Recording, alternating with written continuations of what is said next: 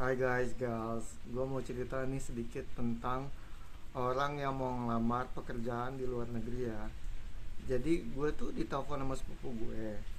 Dia kan tahu gue pernah kerja di salah satu kedutaan di Jakarta ya, sebagai petugas imigrasi salah satu kedutaan itu.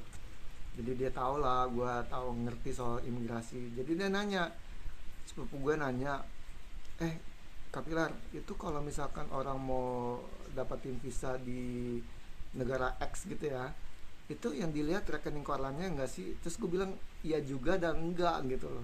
Karena kalau cuma ngelihat rekening koran doang atau rekening bank doang itu apa petugas-petugas imigrasi itu bukan orang yang lahir dari kemarin gitu loh.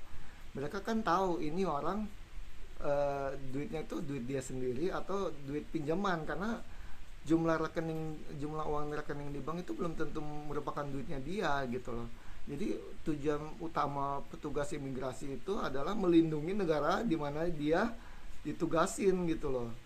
Jadi dia harus menjadi penjaga pintu gerbang. Dia harus menjaga pintu gerbang untuk negara-negara maju ya, supaya jangan sampai ada penduduk-penduduk gelap masuk ke dalam negerinya sendiri tanpa mendatangkan devisa buat negaranya atau tanpa membahayakan negaranya gitu loh. Jadi kalau lo mau punya 1 miliar di bank juga, kalau itu bukan uangmu, itu ada aja cara yang lain untuk petugas imigrasi tahu bahwa itu bukan uangmu. Jadi saran gue adalah, tuh orang kan sebenarnya temennya sepupu gue itu kan sebenarnya pengen lamar jadi choker di salah satu negara yang, yang maju lah ya.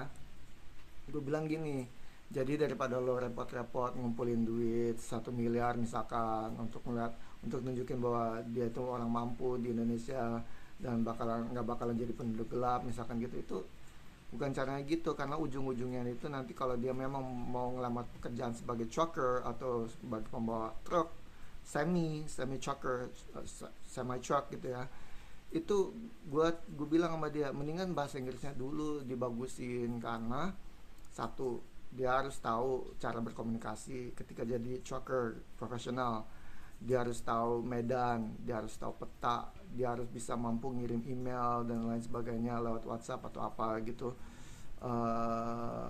saat dia lagi mengemudi truk. Dan dia harus sadar bahwa truk itu antara 100.000 sampai 200.000 US dollars yang baru ya.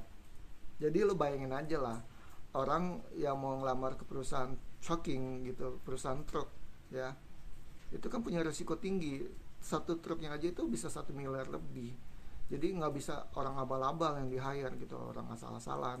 Minimal dia harus bahasa Inggris bagus, dia harus tahu tugas dan kewajiban dia sebagai supir apa, dia harus tahu cara ngerawat truknya kayak gimana, bensinnya berapa, tekanan ban berapa ya, medannya negara yang dia akan lalu itu 4 musim atau enggak gitu. Dia harus tahu juga peraturan keselamatan, peraturan keamanan.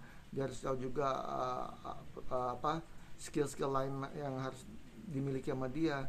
Jadi kalau menurut gue saranin ke sepupu gue itu, untuk ke temannya, gue saranin bahasa Inggrisnya dulu dikuasain, diperbaiki, kuasain dulu hal-hal yang minimal harus diketahui oleh supir truk di negara itu, kuasain juga truknya kayak apa, kuasain juga peraturan-peraturannya ya, sama kuasain juga petanya. Itu dipelajari minimal 6 bulan sampai setahun.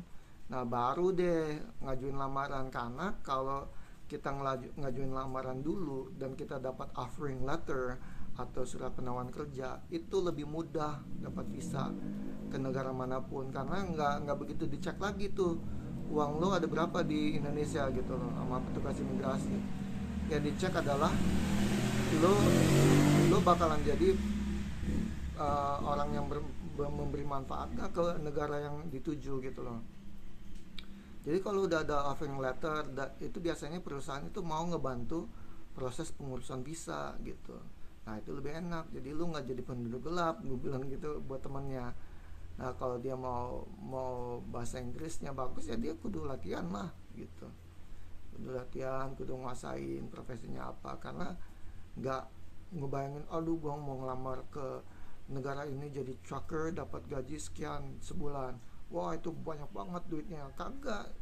Jadi emang mereka nggak nanggung resiko apa perusahaan truk gitu. Perusahaan truk itu menanggung resiko truknya, harganya 100.000 sampai 200.000 US dollars.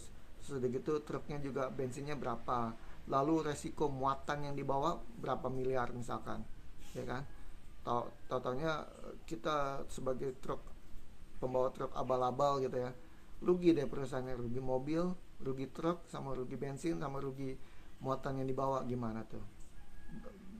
Belum lagi imbas hukumnya, akibat hukumnya kalau misalkan ternyata nggak menguasai secara profesional. Jadi kalau misalkan saran gue ya, kalau mau ngelamar kerjaan di luar negeri itu kuasain dulu bahasa Inggrisnya. Buat apa? Buat menguasain ilmu dan keterampilan yang diperlukan untuk profesi masing-masing gitu ya. Jangan ngebayangin gue jadi supir truk terus udah gitu gue dapat gaji tapi nggak tahu peraturannya kayak apa, keterampilan yang dibutuhkan apa, resikonya apa, dan lain sebagainya itu. Oke guys, thank you.